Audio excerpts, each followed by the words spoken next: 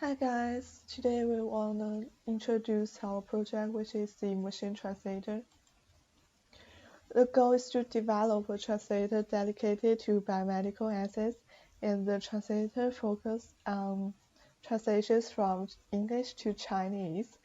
And we want to achieve our goal by fine-tuning the pre-trained models.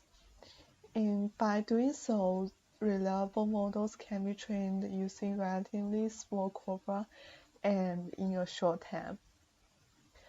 Apart from that, we are going to keep crawling new articles, and it helps us to maintain the model up to date.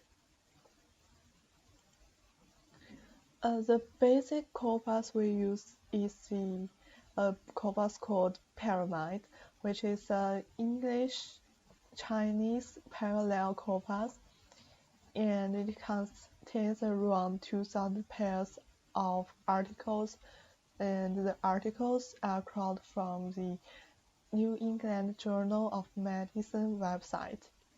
We used around 70% of this corpus for free to train and test our model. Besides fine-tuning the language model, we made attempts to acquire more corpus data in both Chinese and English that are related to health and medical fields. And due to the fact that the New England Journal of Medicine web pages has lots of essays that are behind paywall and require authentications, and we would like to avoid copyright infringements, the organization we ended up chosen is the World Health Organization for its commitments to promote health and safety while monitoring global risk. The two data sources are Disease Outbreak News and WHO News. A good thing is that the English and Chinese reports are well revised by human editors, which suits our needs perfectly. Because the web pages are more dynamic, we learned to use Selenium web crawler to script the articles automatically using Selenium Chrome web driver. The next step would be to tokenize and align.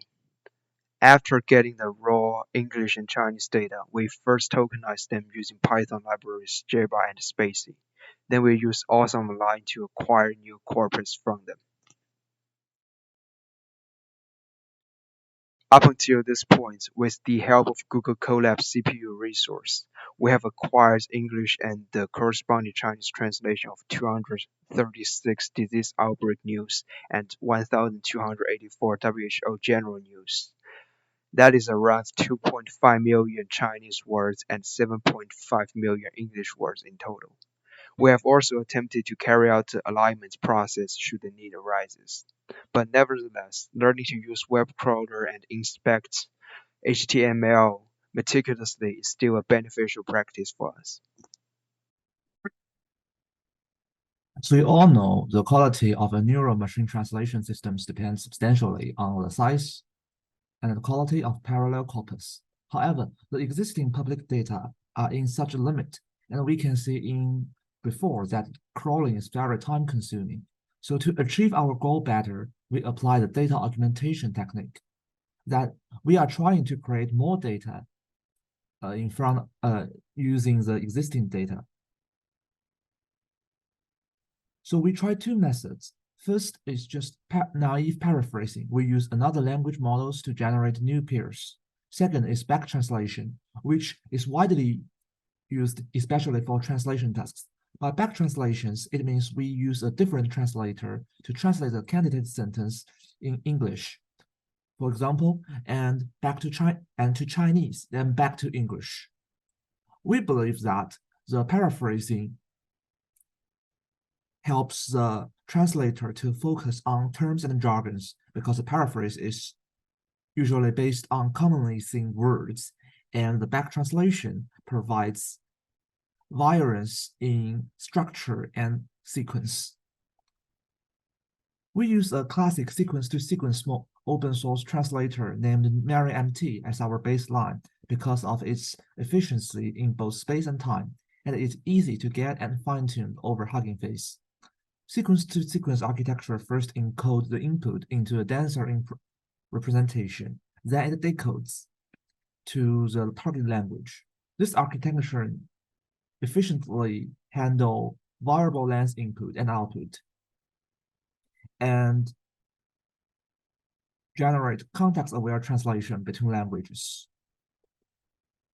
To show our method effectiveness quantitatively, we introduce two evaluation metrics and test our results on a test side with the size of 1,000 sentences. The BLEU score is one of the most widely used metric for translation tasks. However, it only gives one score to show the quality of the whole corpus.